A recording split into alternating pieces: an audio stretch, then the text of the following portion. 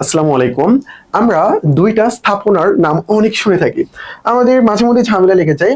তার মধ্যে একটা হইল লালবাগের কেল্লা আর একটা হইল লাল কেল্লা, অর্থাৎ যেটাকে বলা হচ্ছে লালবাগ কেল্লা আর একটা হইল লাল কেল্লা, অর্থাৎ Lalbagh fort and red fort. এই দুটো নিয়ে আমরা মাঝে মধ্যে ঝামেলায় পড়ে যাই যে এটা কে নির্মাণ করেছে, বা এটার সময়কাল কত, বা এটার অবস্থানটা কোথায়। তো এই যে দুইটা স্থাপত্য আমরা দেখতে পাই, কিন্তু আমাদের মিডিয়েভাল পিরিয়ড যেটা ছিল এই সময়টাতে অনেক অনেক বেশি স্থাপত্য এখানে নির্মাণ করা হয়েছিল, যেটা কাদের হাত ধরে হয়েছিল? মুঘলদের হাত ধরে হয়েছিল। মুঘলরাই কিন্তু এক প্রকার বলা চলে যে ভারতীয়দের জঙ্গল থেকে নিয়ে এসে বড় বড় দালান বিল্ডিং এগুলোতে বসবাস করা শিখাইছে এক প্রকার। তো চলো আমরা যদি দেখি, এটা হইলো লালবাগ কেল্লা, অর্থাৎ এটা আমাদের অবস্থান কোথায়? ঢাকাতে। এটা হলো লাল কেল্লা অর্থাৎ রেড ফোর্ট, এটার অবস্থান কোথায়? এটার অবস্থান দিল্লিতে। এটার অবস্থান কোথায়? দিল্লি, অর্থাৎ দিল্লি ভারত। আর একটা হইলো ঢাকা বাংলাদেশ। তার মানে দুইটার অবস্থান কিন্তু দুই জায়গাতে, দুইটার অবস্থান দুই জায়গাতে। তারপরে এই দুটার মধ্যে কোনটা প্রাচীন? এই দুইটার মধ্যে লাল কেল্লা হইলো প্রাচীন। লাল কেল্লার যদি আমরা সময়কাল দেখতে পাই 1638 থেকে 1648, আর আমরা যদি লালবাগের কেল্লার সময়কাল দেখি তাহলে হইলো 1678। তার মানে অনেক আগে। আর লালবাগের কেল্লা এটা কিন্তু একটা অসমাপ্ত স্থাপনা, অসমাপ্ত মুঘল দুর্গ, অসমাপ্ত মুঘল দুর্গ। ওকে, আশা করি বিষয়টা ক্লিয়ার। লাল কেল্লা এটার সাথে সম্পর্কিত মুঘল সম্রাট কি? এটার সাথে সম্পর্কিত মুঘল সম্রাট হইল শাহজাহান। এই শাহজাহানকে কিন্তু প্রিন্স অফ বিল্ডার্স বলা হয়, প্রিন্স অফ বিল্ডার্স বলা হয়। বুঝতে পেরেছো? এটা কিন্তু প্রচুর পরিমাণে স্থাপনা নির্মাণ করেছে, প্রচুর পরিমাণে স্থাপনা নির্মাণ করেছে। এই যে লাল কেল্লা, তারপরে তোমার তাজমহল বড় বড়, তারপরে তার যে সিংহাসন ছিল এটা কিন্তু অনেক অনেক পরিমাণ টাকা খরচ করে তিনি ইয়ে করেছিল, নির্মাণ করেছিল। আশা করি বিষয়টা ক্লিয়ার। এটা শাহজাহান। এটা কে? এটার সাথে আমরা দুইজন ব্যক্তির সাথে জড়িত এই স্থাপনাটা। এটা হইলো মোহাম্মদ আজম শাহ। আমি শুধু আজম শাহ লিখলাম, আজম শাহ, যিনি ছিল মুঘল শাহজাদা আজম শাহ। আর একজন হইল বাংলার সুবেদার শায়েস্তা খাঁ, শায়েস্তা খাঁ। 1678 সালের নির্মাণ কাজ এটা শুরু হয়, বাট এটা একটা অসমাপ্ত স্থাপনা।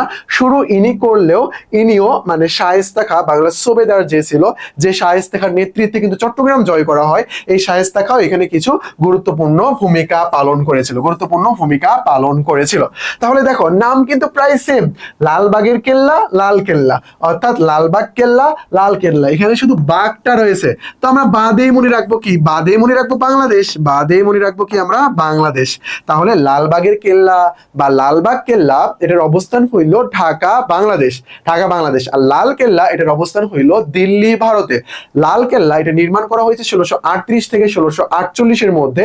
এটা নির্মাতা হইল মুঘল সম্রাট শাহজাহান, মুঘল সম্রাট শাহজাহান, যাকে প্রিন্স অফ বিল্ডার্স বলা হয়, প্রিন্স অফ বিল্ডার্স যাকে বলা হয়। তারপরে আমাদের লালবাগ কেল্লা, লালবাগ কেল্লা এটার স্থাপনাকে, এটা নির্মাতা হইল আজম শাহ ও শায়েস্তা খাঁ। তারপরে এটা হইলো একটা অসমাপ্ত মুঘল দুর্গ, এটা মনে রাখবা। নির্মাণ কাজ শুরু হয়েছে 1678 থেকে। দেখছো, সিম্পল। অনেক সময় কিন্তু আমরা ভুল করে লাল কেল্লাকে লালবাগ মনে করি, লালবাগকে আমরা লাল কেল্লা মনে করতে পারি। দুইটাই কিন্তু আলাদা, দুইটাই কিন্তু আলাদা। লাল কেল্লা কই দিল্লিতে, আর লালবাগ কই আমাদের ঢাকাতে। আশা করি বিষয়টা ক্লিয়ার, তাই না? আমরা যে রেগুলার ভিডিওগুলো মেক করতেছি তোমাদের জন্য কিন্তু অনেক অনেক বেশি উপকারী, অনেক অনেক বেশি উপকারী। আমরা প্রত্যেকটা সময়তে কিছু নতুন নতুন বিষয় তোমাদের সামনে উপস্থাপন করতেছি, কিছু শব্দের পার্থক্য, কিছু কিছু বিষয় নিয়ে আলোচনা করতেছি। আমরা নেক্সট এরকম আমাদের ভিডিও চলমান থাকবে ইনশাল্লাহ। ওকে, তোমরা যারা সেকেন্ড টাইম প্রিপারেশন নিচ্ছ, আমাদের উই লার্ন অ্যাডমিশন কেয়ার থেকে সেকেন্ড টাইম একটা কোর্স লঞ্চ করা হয়েছে। তোমরা আমাদের সম্পর্কে জানতে পারো, যে তোমার যদি মনে হয় যে না পারফেক্ট হবে তোমার জন্য, তাহলে তুমি ভর্তি হয়ে যেতে পারো। আমি যদি একটু বলি, এখানে আমাদের 3টা প্রিমিয়াম বই এখানে প্রোভাইড করা হচ্ছে তোমাদেরকে। তারপরে Bangla, English, GK, IQ, ICT, math, economic, যা যার উপর ক্লাস দরকার সব কিছুর উপর ক্লাস নেওয়া হবে। ক্লাস টেস্ট, মেমোরাইজিং টেস্ট, তারপরে মেন্টরিং সুযোগ সুবিধা সবকিছু এখানে তোমাদের জন্য থাকতেছে। আশা করি তোমার জন্য অনেকটাই এটা অর্ধেট হবে। ওকে, এই যে আমাদের টেলিগ্রাম নাম্বার, এই নাম্বারটাতে নক দিয়ে বুঝছো, এই নাম্বারটাতে নক দিয়ে তুমি আমাদের কাছ থেকে 10টা ইংলিশ প্রিমিয়াম ক্লাস নিতে পারো, আমাদের কাছ থেকে ক্লাস নিতে পারো, অন্য ক্লাস নিতে পারো। তারপরে আমাদের কাছ থেকে পরীক্ষার সিস্টেম গুলো নিতে পারো, যে কিভাবে আপনারা পরীক্ষা নেন চেক করার জন্য আর কি। নিয়ে তুমি কি করতে পারো? আমাদেরকে জাজ করতে পারো। অথবা আমাদের যারা স্টুডেন্ট আগে চান্স পেয়েছিল তারাও কিন্তু আমাদের ফেসবুকে অ্যাড আছে, আমাদের গ্রুপগুলোতে আছে, তারা তাদের বিষয়গুলো পোস্টও করেছে। আমরা টেলিগ্রামে মাঝে মধ্যে দেই সেইগুলো, তোমরা কিন্তু ওখান থেকে এই বিষয়গুলো দেখে নিতে পারো, আমাদের পোস্টগুলো দেখতে দেখতে পারো। এই যে টেলিগ্রাম নাম্বার, আপাতত নাম্বারটা সেভ করে রাখো, অ্যাডমিশন সময় অনেক অনেক বেশি তোমার কাজে দেবে, বুঝতে পেরেছো?